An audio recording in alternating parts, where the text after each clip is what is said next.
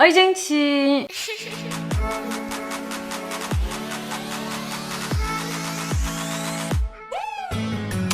J'espère que vous allez bien. Aujourd'hui on se retrouve pour une nouvelle vidéo et on se retrouve pour une nouvelle JVDT. Je veux poser un trigger warning avant que la vidéo commence puisqu'on va parler de la famille Turpin et on va donc parler de maltraitance sur les enfants. Et c'est un sujet assez sensible, à savoir il n'y aura pas d'images choquantes ni rien parce que YouTube l'interdit. Mais je préfère prévenir pour ceux qui sont un peu trigger à ce sujet. Donc on va parler de l'affaire Turpin et le calvaire que les 13 enfants ont subi puisqu'ils ont été séquestrés par leurs parents. Avant que la vidéo commence, vous le savez déjà, n'oubliez pas de vous abonner et on attaque.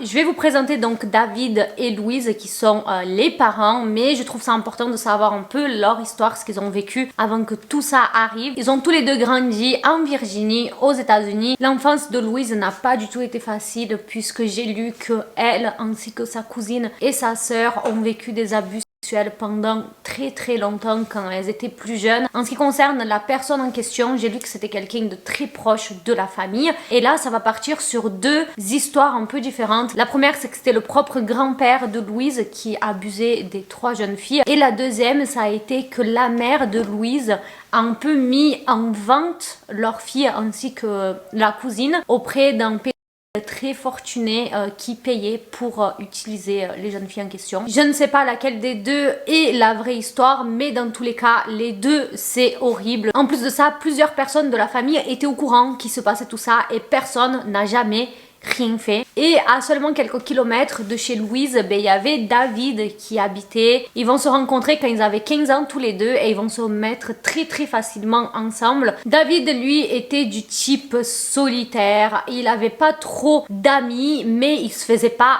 harceler. Voilà, il était dans son coin. Il avait quelques moqueries par rapport à son style vestimentaire parce que c'était quelqu'un qui s'habillait très classe. Ça arrivait qu'il aille au collège avec des tenues un peu style costard et les gens se moquaient. À savoir, la relation de David et Louise n'avait pas été approuvée par les parents de Louise parce que Louise, comme je vous dis, elle avait 15 ans et David, lui, il en avait déjà 23. Ils faisaient tout en cachette et ils vont carrément prendre l'initiative de fuguer ensemble. À cette époque, elle avait seulement 16 ans et elle a été retrouvée quelques semaines après au Texas. Donc ils étaient dans un hôtel, ils vivaient leur best life ensemble. Et du coup, quand Louise est rentrée à la maison, ses parents n'ont pas interdit qu'elle voie David parce qu'ils ont compris que c'était limite plus dangereux d'interdire et que finalement elle a déjà fugué une fois, ils voulaient pas que ça se reproduise et ils ont donc accepté en quelque sorte la relation. Tout va s'enchaîner très vite puisque seulement quelques mois après leur retour du Texas, ils vont tous les deux se marier et Louise va arrêter ses études et ils vont déménager tous les deux au Texas puisque David avait trouvé du travail là-bas. La sœur de Louise, Elisabeth, elle va aussi déménager au Texas parce qu'elle allait faire ses études là-bas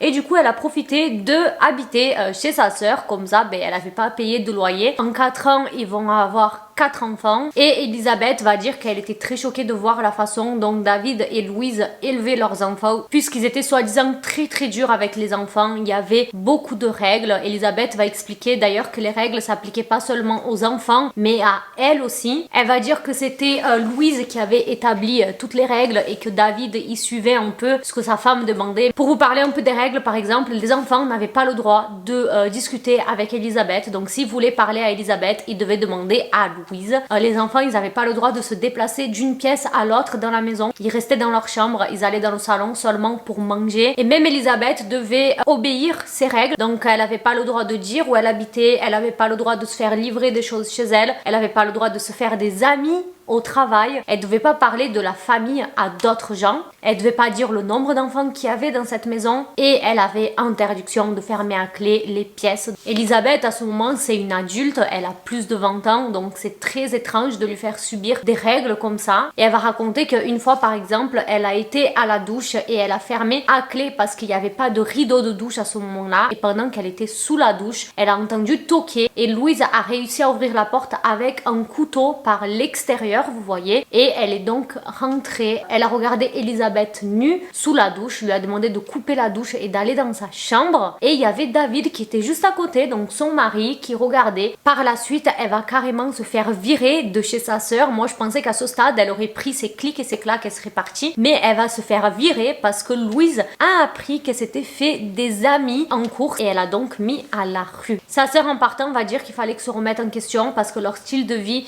n'était pas du tout normal. Et elle va aussi dire que sa sœur était passionnée par tout ce qui était sorcellerie. Elle va dire qu'il faisait très souvent des jeux comme le Ouija et que sa sœur une fois l'avait persuadé à faire un cours sur la sorcellerie et également un cours pour apprendre à manipuler des serpents. Après ça, David et Louise, ils vont donc déménager, ils vont changer de ville et les propriétaires vont être choqués de l'état dans lequel ils ont récupéré la maison. Toute la maison était super sale avec des traces de sang sur la moquette. Dans les chambres, au niveau des portes, il y avait des traces de rayures ou peut-être des griffures et eux en tout cas ils se sont installés dans une nouvelle maison dans une toute petite ville. Cette fois-ci c'était installé dans une maison très grande. David il avait un très bon travail puisqu'il était ingénieur mais c'était clairement au-dessus de leurs moyens et ils ont donc redéménagé de la maison et ils étaient restés vraiment 4-5 mois dans cette maison et une fois de plus quand les propriétaires l'ont récupéré c'était dans un état pas possible, tout avait été dégradé, tout était très sale, il y avait une odeur qui s'était imprégnée carrément dans la moquette, dans la tapisserie.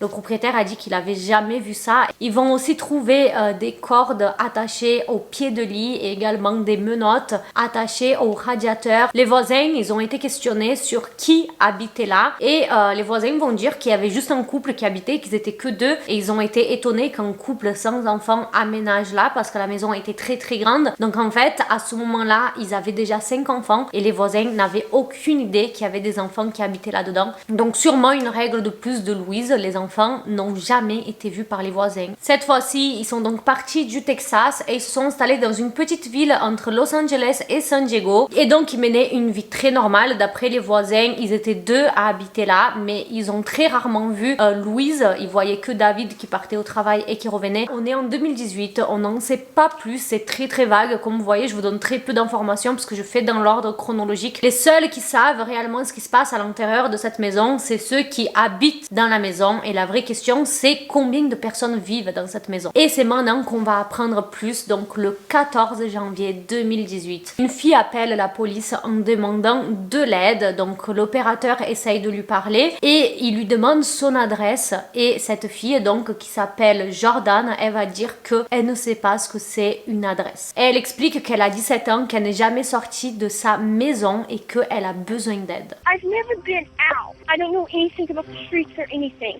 I literally never talked to somebody on the phone. I was actually on the road because I didn't even know about the sidewalk. You're supposed to be on the sidewalk. I just went away from home because I live in a family of 15. We have a parent. Et en attendant qu'on envoie un policier à son secours, elle va répondre aux autres questions que l'opérateur va lui demander. Okay, how did they abuse you? They hit us, they throw us across, they like throw us across the room. They pull our hair, they yank out our hair. My 2 little sisters right now are chained up. Elle va aussi expliquer qu'elle s'est enfuie avec un de ses frères par une fenêtre, mais que son frère a eu peur des représailles avec ses parents et qu'il a fait demi-tour. Et en ce qui concerne le téléphone, elle va dire qu'une fois elle a vu son père jeter un téléphone à la poubelle parce qu'il ne marchait plus très bien et elle l'a récupéré et elle s'est rendue compte que le seul bouton qui fonctionnait c'était les appels d'urgence et elle a donc gardé pour le moment venu. Elle continue les explications donc de la routine de ses frères et sœurs et elle va dire par exemple que passent la journée dans leur chambre, que quand ils se comportaient mal, les parents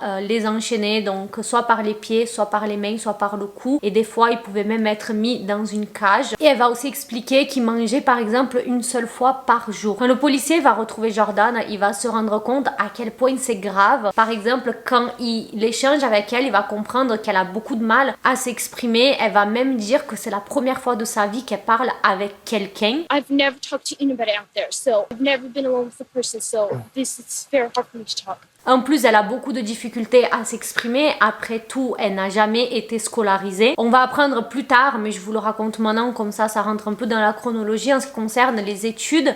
En 2011, David, il va enregistrer leur maison comme une école privée. Il a même été notifié comme le directeur de l'école. À savoir, aux États-Unis, il n'y a pas besoin d'avoir un diplôme spécial si tu veux être la professeure de tes enfants. C'est totalement autorisé que tu les scolarises à ta maison et que c'est toi qui donnes les cours alors que tu n'as jamais fait de cours de prof. Et il n'y a pas vraiment de surveillance de l'État à ce sujet. Tu peux avoir des visites surprises, mais c'est très très rare. Et la preuve, avec la famille Turpin, ce n'est jamais arrivé. Donc les enfants étaient vraiment livrés aux parents et ils n'ont jamais été scolarisés.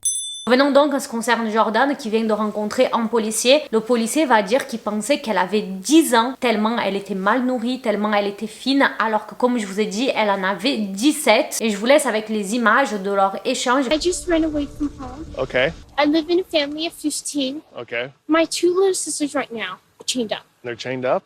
Yes, Where are they chained up at? on their bed. They're chained up because they stole mother's food. Do you have any injuries?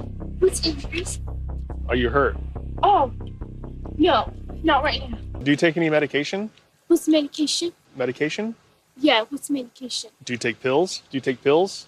Oh, I For- don't think I've ever taken a pill before. Et c'est là qu'on se rend compte à quel point c'est grave. Il y a des mots qu'elle ne connaît même pas. Elle sait même pas ce que c'est un médicament. Elle n'avait jamais parlé à quelqu'un d'autre que ses parents et ses frères et sœurs. Donc imaginez le courage qu'il lui a fallu de s'enfuir à l'extérieur alors qu'elle ne sait pas ce qu'il y a à l'extérieur. Parents are abusing. They abuse us. One of the most scariest things I've ever done. Uh-huh. I'm terrified. I called because my 2 little sisters, they're chained up right now. You have pictures of your sisters chained up? Yes. I don't have proof of everything, but I have proof that my sisters are chained up. And see how dirty she is? We are so filthy. We don't take baths. We don't. How did your sisters get like this? Okay. Your parents chained them up? Yes, because they stole food. But they stole it because they were hungry. Who took this picture? I did. I took those pictures. What's the worst thing they've done to you? They have choked me against the bed, and Did you call the police? I know I didn't have a way to get a phone yet. En tout cas, à 7h30, donc après presque 2 heures que Jordan s'est enfui, les policiers vont donc décider d'intervenir et de sonner chez la famille Turpin. Ils vont lui demander d'ailleurs si Jordan voulait venir avec eux et j'ai pas du tout compris pourquoi ils lui ont proposé de venir. Et Jordan, elle va direct dire non parce qu'elle avait très peur que les parents la récupèrent. C'est pour vous dire à quel point elle avait pas notion que la police pouvait la défendre parce qu'elle pensait vraiment que ses parents pouvaient la récupérer et que la police n'allait absolument rien faire. Elle va dire qu'elle n'avait pas connaissance des prisons, elle savait pas la puissance que les policiers ils avaient, que les policiers pouvaient arrêter quelqu'un, elle savait même pas que ses parents allaient aller en prison, vous voyez, elle a dit après dans une interview qu'elle avait aucune idée, qu'elle pensait que ses frères et sœurs allaient être sauvés et que ses parents allaient continuer leur vie dans leur maison. À savoir, la veille de l'évasion de Jordan, elle avait entendu ses parents évoquer comme quoi qu'ils voulaient déménager à nouveau. Et Jordan va dire: c'était ma seule chance, je pense que nous avons frôlé la mort assez de fois. Je me disais que s'il m'arrivait quelque chose, au moins je serais morte en essayant. La police décide d'intervenir en faisant genre que c'est un appel anonyme qui a été fait et qu'ils viennent voir si tout va bien, mais quand on voit les caméras, on comprend le regard des parents et ils se sont dit ça y est, on est foutu. Et là, les policiers, quand ils vont rentrer dans la maison, ils vont être choqués, ils vont se rendre compte qu'en fait, tout est pire que ce que Jordan leur avait expliqué. Ils vont voir qu'il n'y avait aucun entretien, qu'il y avait des poubelles partout, des restes de nourriture, il y avait une odeur de pisse, d'excréments pas possible. Puis quand ils vont arriver dans les chambres, ils vont voir les enfants attachés et terrifiés.